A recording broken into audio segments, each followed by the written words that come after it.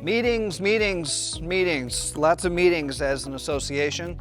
We're going to go through all different types of meetings. There's 6 different types of meetings we're going to focus on, and we're going to talk about the notice requirements of them, the function of them, what their main purpose is, and later on we'll talk about maybe some tips and tricks on how to make those different types of meetings successful. But let's just preview. Again, I'm going to go in greater detail with each of these 6 types of meetings, but just to preview and give you an overview of each type. So the first type of meeting of the association is the annual meeting. I think we all know the annual meeting. Its purpose is to get the members of the association together, but really it only has 3 or 4 very specific purposes, and that's to vote in your board of directors, approve the minutes from the last meeting, give some sort of an annual report. That's really the primary purpose of an annual meeting.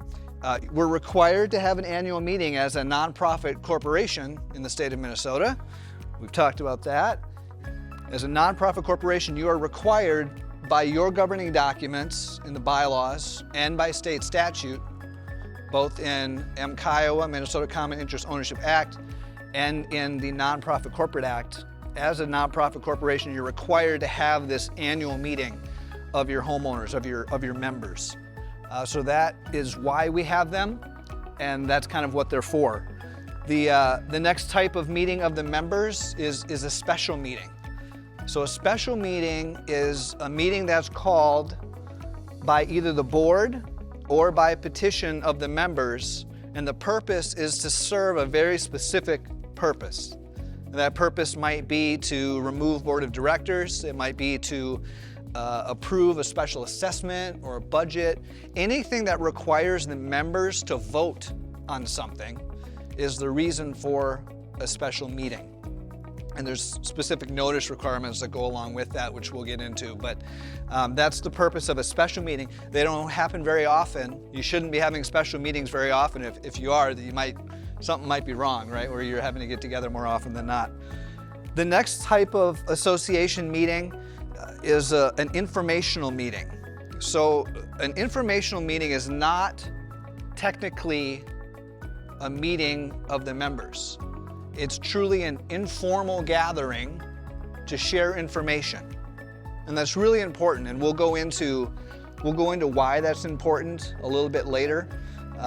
But informational meetings are just that. They're not an official meeting. You're not taking minutes. You're not voting on anything. You're not acting on anything. You're simply calling the homeowners together to share information. You got to be really careful about that. So now let's move into the next 3 types of meetings that are not really meetings of the membership of the whole association, but rather they're operational meetings of the business, of the association. So the first type of meeting that we'll touch on would be committee meetings. If you have committees, some associations have them, some associations don't. There's no formal notice requirement of meetings. There's no formal requirement of them. It's just if you have committees, they're probably meeting. Pretty simple, right? So the next type of meeting is the one that we're all very familiar with, the one that we probably spend most of our time on. We're going to go into greater detail. Board meetings, right? The board meetings, the meeting where you as a board come together to make decisions on whatever needs to happen amongst the association. We're required to have those by the Nonprofit Corporate Act. You're required to have those by the Minnesota Common Interest Ownership Act, MCIOA, and your governing documents also tell you that you have to have board meetings. And it just makes sense, right? That's when the board comes together to make decisions. We're going to talk about it more specifically when we talk about board meetings more in depth, but when it comes to the notice requirements, it gets really tricky. Technically, you're supposed to give notice to homeowners.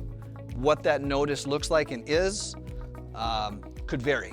So we'll talk about that more specifically.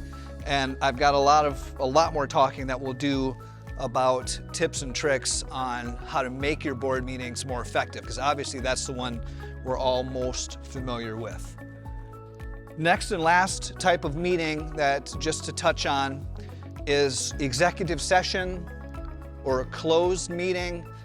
an unofficial meeting of the board, whatever it is. But this is where the board comes together. And this is a really touchy one because if you're under MCHA, you can't have these. You can't have a closed meeting, an executive session, whatever, a working meeting, whatever it is you want to call it. You can't have these unless one of three very specific requirements are met. I think boards can get themselves in a lot of trouble by having a closed meeting because by state statute, you're supposed to have open meetings.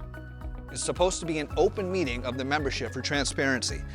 So we'll get more specific into what an executive session or closed meeting looks like, when you can have them, why you shouldn't have them.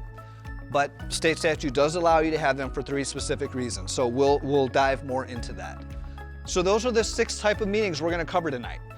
So we got the meetings of the membership, which would be the annual meeting, a special meeting, and then an informational meeting, and then we shift into the more board-oriented meetings like committee meetings, board meetings, and closed or executive session meetings.